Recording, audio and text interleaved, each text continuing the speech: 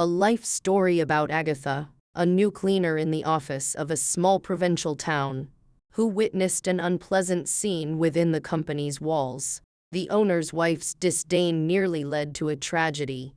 But everything changed after a strange event. Deciding to help the PUA cleaner, the director secretly placed a large bill in her wallet, and when he followed her and discovered what she spent it on.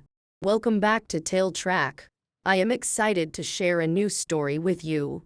Let's get started. Lucas, I want an outdoor wedding ceremony. Everything should be perfect at our wedding, and no annoying old women lamenting about two lonely sailboats. I think a country park hotel would be perfect. I want a flower arch, and no balloons. What do you think? Do you like the idea? I like it, Olivia. But you wanted the wedding in September, and it's only May. Isn't it too early to plan these details? It's never too early. I want everything to be perfect. Feeling distinctly uncomfortable, Lucas agreed. Striving for perfection is commendable, but if you don't stop squirming on my lap, I'll pounce on you right now. And I'm at work, by the way. Oh, you naughty boy. I have to run now, but tonight, everything will happen. She stood up, straightened her short dress, bent down to kiss her fiancé, carefully wiped away a barely noticeable trace of lipstick, and prepared to leave. But Lucas grabbed her hand and asked, "By the way, Olivia, when will we finally meet your parents? Mine are getting impatient." "Oh, Lucas, my parents will come straight to the wedding. You'll meet them then. They live almost permanently in Montenegro, but they'll definitely be there for the celebration." Olivia, seductively swaying her hips, blew a kiss from the door and left the office. Lucas stood up from his chair and stretched. His fiancée certainly wasn't overweight, but she was no lightweight either. When Olivia wore those horrid high heels she adored, she was almost his height, and he was 1.90 meters tall. Walking from his chair to the window, Lucas watched as his fiancée got into her parked car and drove off briskly, almost causing an accident. Yes, Olivia was undeniably bold. She was born not with silver, but a golden spoon in her mouth. Sometimes she seemed like a spoiled princess to him, although he, Lucas, was no pauper himself. At the end of the 20th century, as a student, he saw a huge billboard on the street with an interesting image. "Life is good" was spelled out with black caviar on red, although the phrase was supposedly signed by a local politician. Lucas could easily use it as his own motto thanks to his father's enterprise. Pieter laid a solid foundation for the family business. Transitioning from engineer to entrepreneur, the business thrived, but his parents worked tirelessly for it. Initially, they had to juggle numerous roles and even handle cleaning because all the profits went back into the business, and there were only 4 employees. Young Lucas was often involved in the family business and didn't protest much. It was tough, but now they had 2 apartments in the city and a cottage half an hour away. From his teenage years, Lucas was gradually taught that he would one day lead the family business. For the past 6 months, he had been managing the company, while his parents enjoyed nature and fresh air in their well-appointed mansion. After his fiancée's visit, his mood was not entirely work-focused. However, by sheer willpower, he returned to his chair and started reviewing the business proposals in his email. He managed to break away from this task only at the end of the workday and decided to take a walk around the office. As he walked past one of the offices, he overheard the dissatisfied voice of the manager, Ava, through the slightly ajar door. "Oh, I don't know. You do everything so soullessly. Why don't you bring some flowers in here? It's not cozy at all, and you should dress more nicely. You're not cleaning a barn, after all. This is a decent place." In response, the senior manager, Anna, retorted, "Ava, flowers are not within her responsibilities. If you're unhappy with the environment, write to the director or tell him directly." Lucas decided this was the perfect time to step into the office. Upon his entrance, a silent scene unfolded. Only the cleaner continued her work after greeting him. Lucas, let's put some flowers on the visitor's table in the office. It looks too official, Ava suggested. And let the cleaner take care of them. Ava, calm down, and intervened. Some visitors might be allergic to live flowers. Why create problems? Besides, it will increase the cleaner's workload. Ava snorted in response. Everyone should stick to what they know. The director felt embarrassed for his subordinates, who were discussing the cleaner as if she weren't present. He involuntarily recalled how his parents and he had done the renovations, cleaned, and washed the floors in the old semi-basement room that became the cradle of their family business empire. However, Lucas refrained from lecturing his subordinates and agreed with Anna, who had been with the organization for over 10 years. Indeed, live flowers can be troublesome and risky. It's better not to take chances. If you want, choose a painting for the wall. I'll allocate the funds. The cleaner was the first to leave the office. Almost immediately, Lucas followed her into the corridor but headed in the opposite direction. To his great shame, he didn't even remember the name of this hard-working petite woman, who had been the target of mockery and criticism more than once. On the other hand, what did it matter to him, as long as she diligently performed her duties? He had no need to interact with her. However, Lucas was gravely mistaken. The nameless cleaner burst into his office without permission about 2 weeks later, just as he was about to sign a promising new contract. Lucas, wait, the slightly breathless woman pleaded. This contract is a trap. Ignoring the shocked faces of senior manager Anna and lawyer William, she continued. They are trying to deceive you. If you sign this contract, the money will be siphoned off through a shell company. What are you talking about? Anna snapped. Have you been inhaling too much bleach? Not at all. It just so happened that I overheard a conversation where you, Anna, were discussing the details of the scheme. I didn't manage to record everything, but I think Lucas should at least hear part of this conversation. The senior manager tried to claim that it was a fabrication, but then her nerves gave out, jumping up so abruptly that her chair fell over. Anna shouted, "And why should I work for a pittance? Even Ava, who has only been here a short while, earns almost as much as I do. Where's the justice in that?" The lawyer, a longtime friend of Lucas's father, addressed the director in a pointedly official manner. Lucas, I believe dismissal for cause is the most appropriate resolution to this situation. Within half an hour, the entire office was buzzing with the news of what had transpired in the director's office. Some sympathized with Anna, others were astonished by her audacity. Lucas, however, was deeply affected. He had never expected such betrayal, especially from someone who always seemed so proper. He was also struck by the cleaner's behavior. To think that this woman, whose name he hadn't bothered to learn, had risked so much for the sake of justice. He could understand if she had exposed Ava, who had been rude to her. But to unmask the seemingly kind Anna was something else entirely. Lucas wanted to thank the cleaner for her honesty, but he couldn't very well give her a public bonus and provoke envy among the others. Lucas decided he would simply slip a large bill into her wallet. That very evening, he managed to do so without any trouble. However, it proved much harder to banish thoughts of the betrayal from his mind. Lucas couldn't understand how he could trust his employees now. Perhaps a passionate evening with Olivia might have distracted him from his gloomy thoughts, but his fiancée informed him that she was too busy with wedding preparations and chirped into the phone, "Be patient, darling. It only seems like there's plenty of time, but little things keep popping up. Kisses. Don't miss me too much." He had no desire to sit alone in his empty apartment. Visiting his parents and discussing the betrayal was even less appealing. Sitting in his car in the parking lot, Lucas watched his employees leave the office. When the cleaner walked by quickly, the director decided to follow her out of sheer boredom. He had seen her discover his gift and was curious to see how she would spend the unexpected money. The cleaner, unaware that the director was following her in his car, entered a modest store with a sign reading toys. Shortly after, Lucas saw her exit with two large bags, the shapes of boxes visible through the plastic. The troubles of the day faded a bit as he wondered why such a young woman would need so many toys. Did she really have that many children?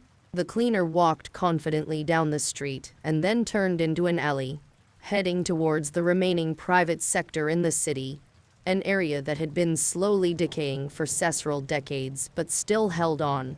Lucas parked his car at the first available spot and followed her on foot. Keeping a slight distance, he saw four boys of varying ages run out to meet the cleaner as she approached a dilapidated house almost buried in the ground. The children clung to her, peeking into the bags to see what was inside. An elderly woman appeared in the doorway and gently scolded the children. "Let your mother get inside first, you rascals. Agatha, I made some soup, but I can't stay for dinner. I need to get home." "Thank you," and Svedder, the cleaner, whose name the director finally learned, replied. "I don't know what I would do without you." Lucas lingered, deciding to speak with the elderly woman who seemed to be some sort of nanny. He didn't have to wait long. When she walked away from the house, Lucas caught up with the elderly woman and addressed her. "Svedder, sorry I don't know your patronymic. I'd like to talk to you about Agatha." "I don't understand," the woman replied, surprised. "Who are you, and why should I talk to you about Agatha?" Noticing the stranger's hesitation, Sveta firmly said, "I'll tell you right now, I won't let anyone harm Agatha. If you're from child services or a developer, get lost. She's a good woman. She fulfills her parental duties better than most." "You misunderstand, Svedder. I just thought I could help somehow. After all, having 4 children is both a joy and a burden. I have the means, but I don't know how to offer support without offending her." Lucas handed her a bill, and Sveta softened, starting to believe him. "Yes, dear, you can't hurt Agatha. She's almost a saint. When her nephews were orphaned in a terrible tragedy, she took all 3 of them in, even though she had a baby herself. It's a shame her husband turned out to be rotten. She moved into this hovel so the kids wouldn't have to adjust to a new place, and they're supposed to resettle this neighborhood soon. Someone told Agatha that if her nephews were registered here but lived elsewhere, they might lose their chance for decent housing. Besides, spring and summer here are better than in an apartment. Agatha even started a little garden with cucumbers and greens. Her husband was a coward. He ran off immediately. He said he didn't want to be burdened and suggested sending her nephews to an orphanage. Naturally, she refused, and here's the result. One woman with 4 boys, whom she treats as her own. It's tough for her, even with the benefits. She gets child support for her son, but it's a pittance. That's why she works as a cleaner, despite having a higher education. Pride doesn't matter here. The boys' clothes and shoes are worn out, and moving will cost every penny. I don't charge Agatha much for watching the boys, but I can't do it for free. I have a small pension and need to help my son, who has 2 kids and a mortgage. It's shameful to take money from Agatha, but she insisted. Lucas was deeply moved by Agatha's difficult story. He easily understood the elderly woman's hint, handed her another bill, and after bidding her farewell, headed back to his car. At his apartment, Lucas was greeted with a surprise. Olivia, wearing a seductive dress, met him at the door, playfully scolding him. "Darling, I got off early just for you, and you were wandering around and didn't even answer your phone." "Sorry, Olivia.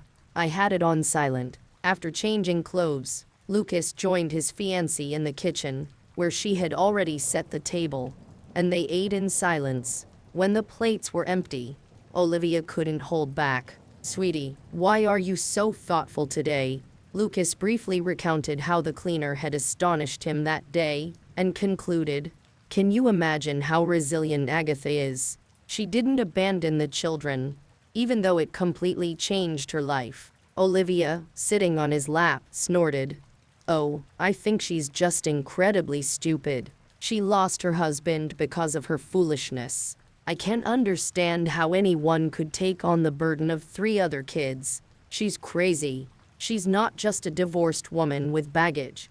She's got a whole train load. Lucas wanted to tell his fiancée that he saw Agatha's actions as an act of compassion, not stupidity. But he didn't get the chance. The brunette pressed her lips to his, and all serious conversations were forgotten. The next morning, Olivia left Lucas's apartment very early, giving him a quick kiss and a vague explanation that she needed to focus on wedding preparations. In the evening, a cleaning lady entered the director's office after knocking first. Before starting her duties, Agatha thanked her boss.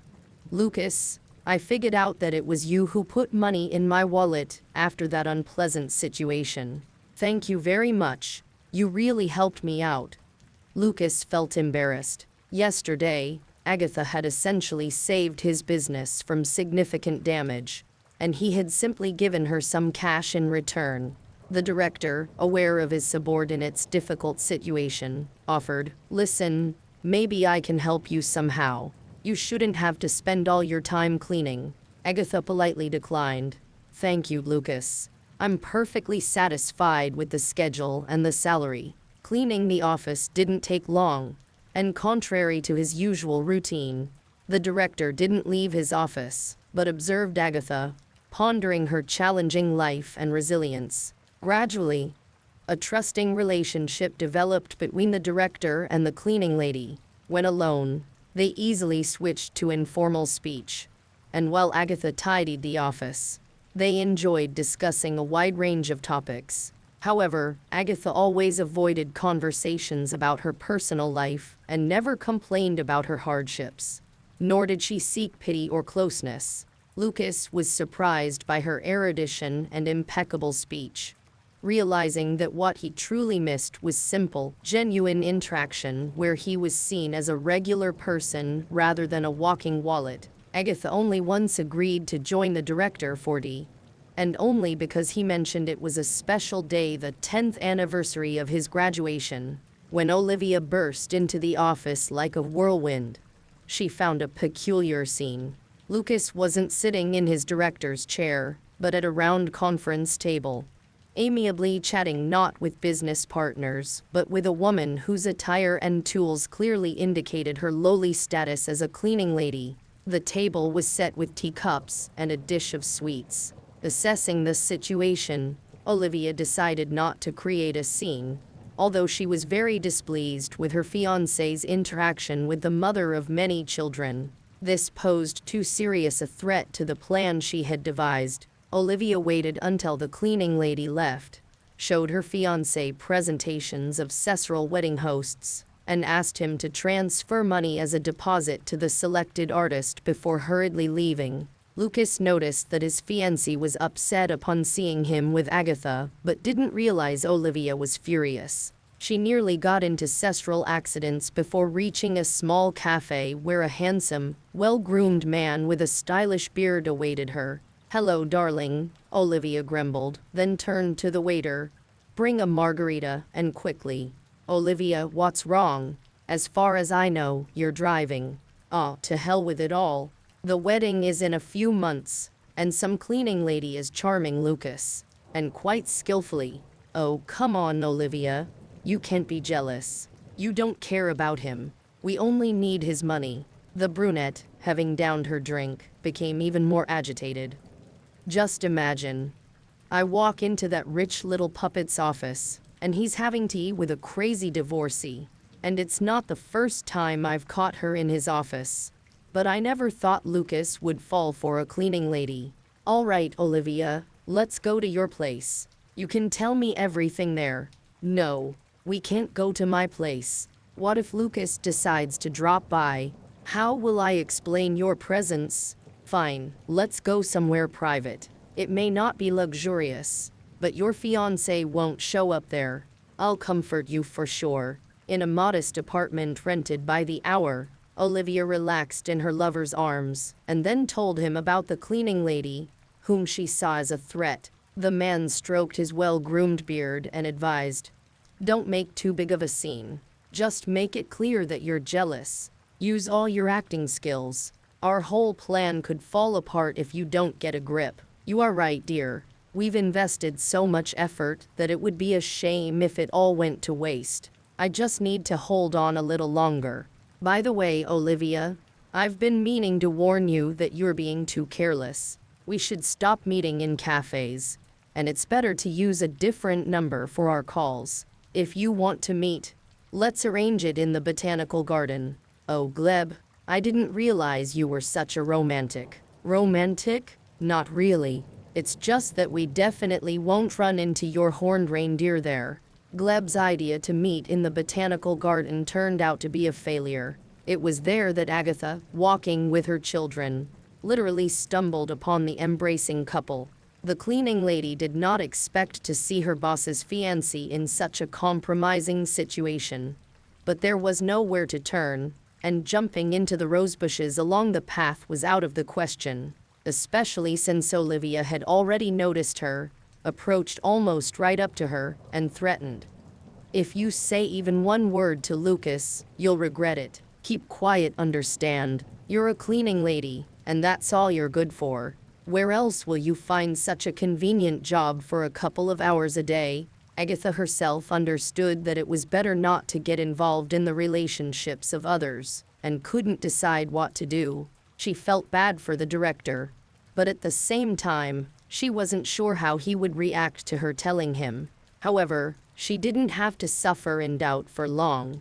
A lawyer, who considered ensuring the well-being of his friend's son his voluntary duty, provided Lucas with a comprehensive folder containing evidence of Olivia's infidelity. I understand, Lucas, that this isn't pleasant, but it's better to learn this information sooner rather than later. Thank you, William.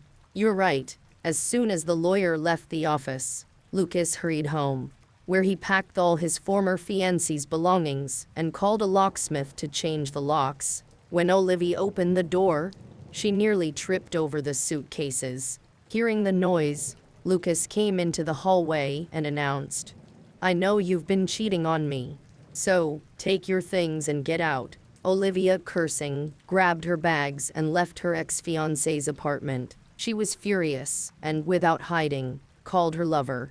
Gleb, upon hearing what had happened, didn't hold back his emotions either and promised, "Wait, I'll come to you right away." Soon, he was consoling Olivia, who was nervously hanging clothes in the closet. "So what? We'll find another rich puppet. Surely, there are more out there." "No, Gleb. This is a catastrophe, and it's all because of that multi-kid you. This will cost that rat Agatha dearly. Listen, don't you have some thug who can teach her a lesson?" "Olivia, why so bloodthirsty? If this cleaning lady lives in a dump with a bunch of kids and loves them so much, then that's where we should hit her." "Hit the kids?" The brunette laughed hysterically. "Isn't that bloodthirsty to you?" Gleb calmly explained. "We're not going to hit anyone. We'll just sic social services or child protection on her. Let them give her a hard time."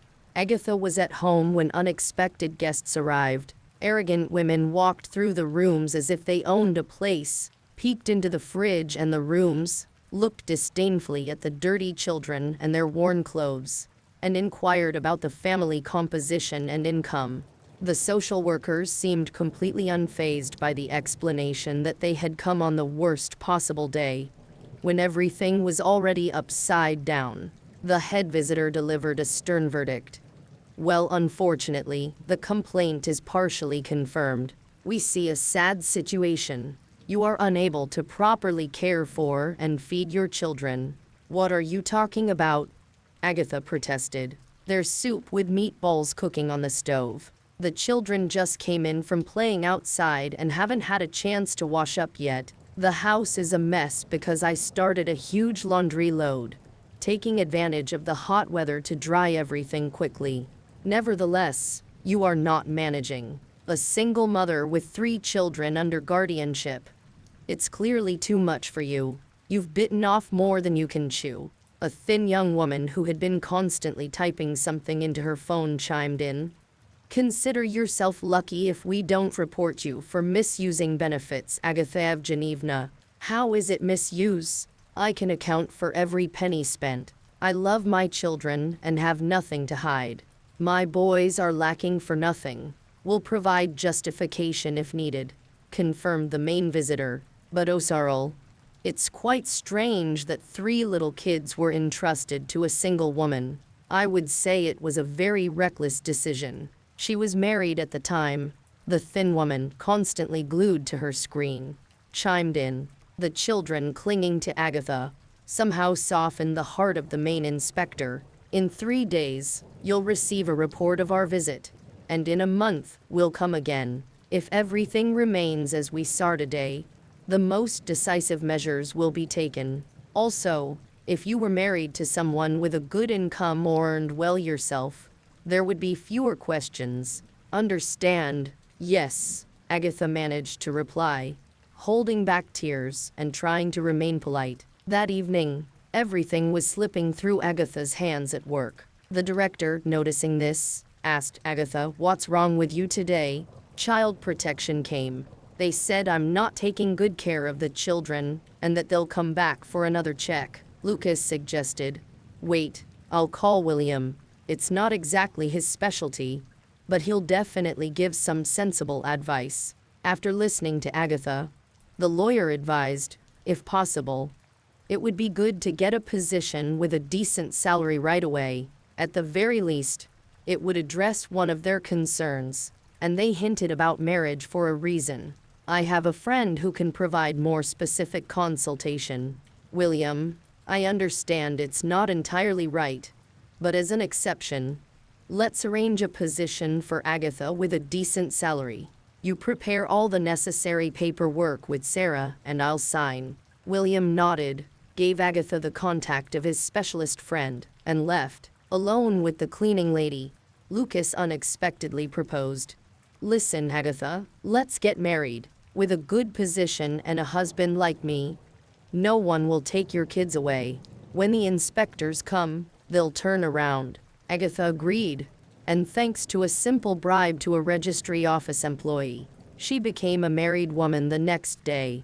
The newlyweds kept this news low-key and lived separately. Sarah, the lawyer's wife, also didn't disclose that the cleaning lady now had the title of deputy director in her employment record. Agatha continued cleaning and prepared for the next visit from the child protection representatives. Feeling terribly anxious, she sensed trouble brewing, but the blow came from a completely unexpected direction. On a summer day, Agatha arrived at work to learn that the previous evening, the director's car had collided with a truck on the wrong side of the road. Lucas is in a coma. He's in the hospital now, the lawyer informed the cleaning lady. No foul play, just in the wrong place at the wrong time. Now all we can do is hope his body is strong enough and that Sashka will pull through. You'll have to defend from all sides now. Olivia has already appeared, thinking she can take a piece of the firm.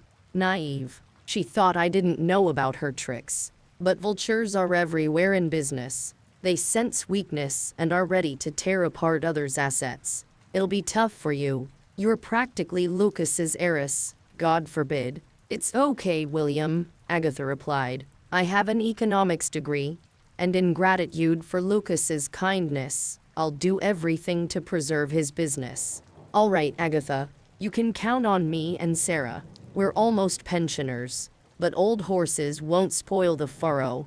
By the way, I also took care of a suitable apartment for your nephews a long time ago, so I think you'll be preparing for a move by winter. Agatha wasn't allowed into intensive care. After showing her passport with a marriage stamp, she was allowed in when Nenashiva was transferred to a ward. The next morning, dressed in a strict pantsuit she had once sworn to defend her diploma, Agatha came to the office. Thankfully, her figure hadn't changed much since then. The secretary, sipping coffee with sarcastic Tatiana, nearly choked when the cleaning lady announced she would temporarily replace the director. Hey, it's not April Fool's Day right now, remarked the manager, so I'm not joking. While Lucas is ill, I am standing in for him. The news of the unexpected transformation of the cleaner spread through the office like wildfire. Employees streamed into the office, eager to verify what they had heard or read in the work chat. Indeed, the diminutive woman, usually seen with a bucket and mop, was now seated in the director's chair before his laptop. Even the stern lawyer addressed her as if she had every right to occupy that position. Agatha found it very challenging. She had to endure whispers behind her back, strange calls and messages with provocative offers, experience imposter syndrome, and worry about her children, who had to be placed under a nanny's care. Every day, Agatha visited her fictitious husband in his private room, believing he could hear her, and recounted all the office events to him. She admitted to being anxious about Lucas's health and struggling to manage the business even with legal support, often crying openly.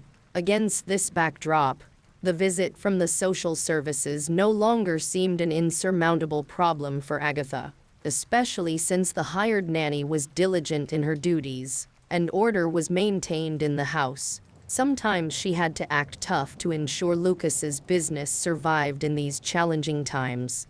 But Agatha managed to weather all the attacks. She even endured a thorough interrogation by her fictitious husband's parents, which initially was unpleasant. After a long conversation, Lucas's mother embraced her and said, "If you need anything, don't hesitate to ask. Petyu and I will definitely support you, and you can bring the kids to us." Agatha declined, explaining that she didn't want to be separated from her sons for long periods, but promised to immediately inform them of any news about Lucas's condition. The fictitious wife was the first person Neneshev saw upon waking up. Agatha was incredibly happy and asked cautiously, fearing amnesia, "Good evening, Lucas. Do you remember me?" "Yes, you're Agatha, right? My fictitious wife." She cried tears of joy, saying, "Exactly," and promised to find a doctor and share the wonderful news with his parents. Lucas's return to the office after nearly 4 weeks caused another stir in the firm, but he couldn't help but notice that the atmosphere seemed cleaner somehow.